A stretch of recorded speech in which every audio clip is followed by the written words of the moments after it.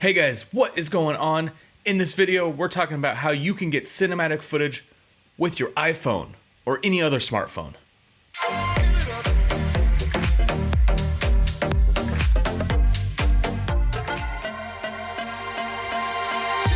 Alright guys, there is a ton of footage out there being shot on smartphones, on iPhones, that just looks awful.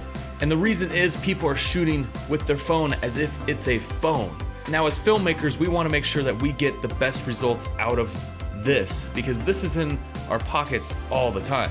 I mean, the phone is with us everywhere we go, and it has an awesome camera, especially the new iPhones. Wouldn't you rather get really awesome footage every time that you shoot with your iPhone, rather than get like really bad, just not very cinematic footage? So I've put together a list of some awesome tips that you guys can do to make your footage just look a lot better when you're shooting. And some of it comes down to just pre-planning and thinking about your shots rather than just holding the camera up to your face. When people use smartphones, they will use smartphones like this, where it's always just right in front of their face, pointing.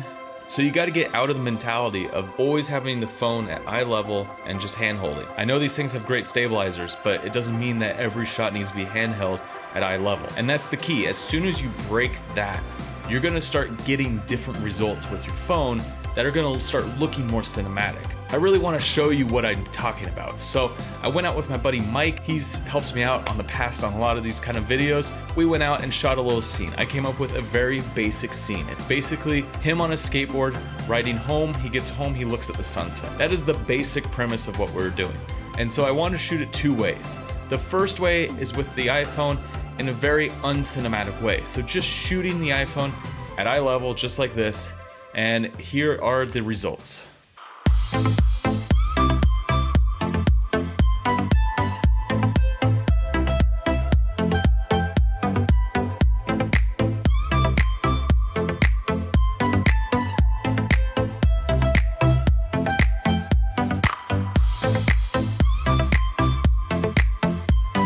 That looks pretty awful, doesn't it? But that's what a lot of the footage is looking like that you see. And especially in places like, Instagram stories, you're just seeing a lot of this. It's vertical, of course, but you're just seeing this. Like, it's just of the person's view. Putting some thought behind what the story is and actually coming up with some unique ways to shoot it that makes it look more cinematic. All right, so let me show you what I'm talking about before we go over the tips on how to make your footage cinematic. So here is the same scene, but I put more thought, I put more planning into it, and I used a lot more cinematic techniques to film the scene.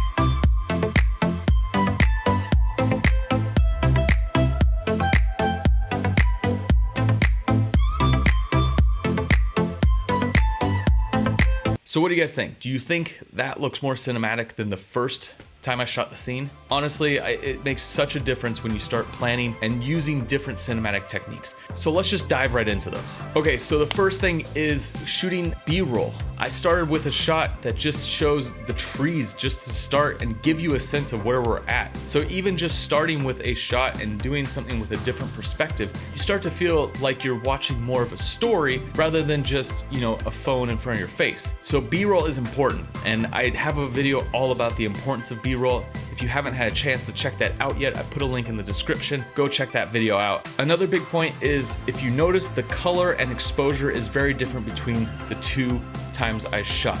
So you want to use an app on your phone that's going to allow you to control all your settings. You want to shoot manual, and that's a big thing that filmmakers do, is they shoot manual. So you want to have complete control over your camera. When you're shooting in just the camera on an iPhone, it basically automates everything. And it works pretty well for just picking up the camera and shoot. But if you want to make something feel more cinematic, you're going to want to use an app that allows you to control the settings. So the app I use is Filmic Pro, and it works really well. It literally gives you complete manual control over everything that you want in the camera. And with Filmic Pro, there is settings in there that allow you to change the color, so you're not just shooting overly saturated and overly contrasted.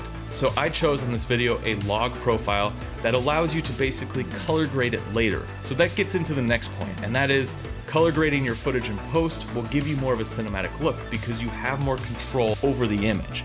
So what I did is I shot everything pretty flat, and then I brought it into my software and I used LUTs to basically put on a look to make it more cinematic. And you could do these yourself if you want to dive into color grading, or if you just want to get quick results and make it look really good, you can find different LUTs that you really like that are very cinematic.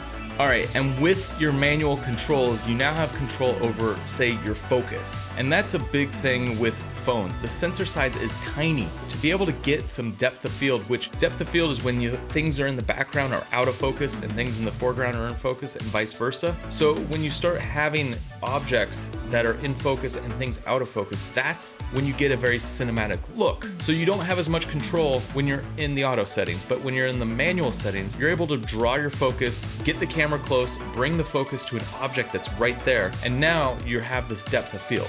So focus is very important to create the cinematic look. All right, let's get into camera movement. And this is one of those things that's super important.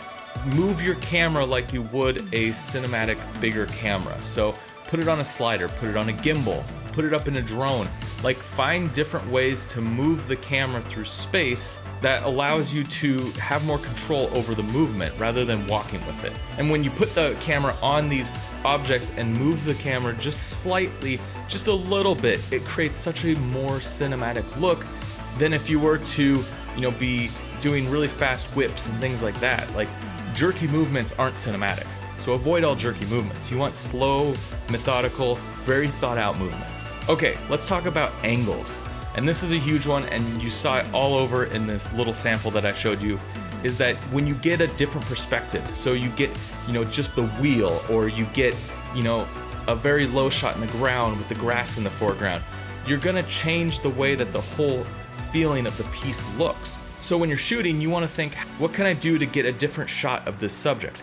So it might be getting high looking down, it might be getting down and looking up, it may be getting a perspective from, inside the railing looking out. Like, you have to find your environment and see where you can put your phone that gets a different perspective, because that's how you get that cinematic look.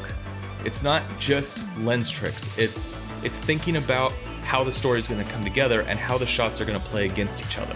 Okay, and one last thing that I want to cover is I was using a few lenses on the front element of this. So I picked up some of these what that does is it allows you to change the way that the lens works. So I was using the wide lens, especially when I latched it onto the skateboard.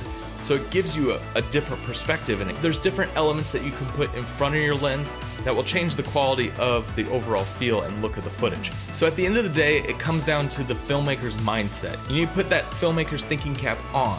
When you start thinking like a filmmaker, you start thinking of how things are all gonna work together, that's when your piece will start feeling more cinematic, no matter what camera you work with.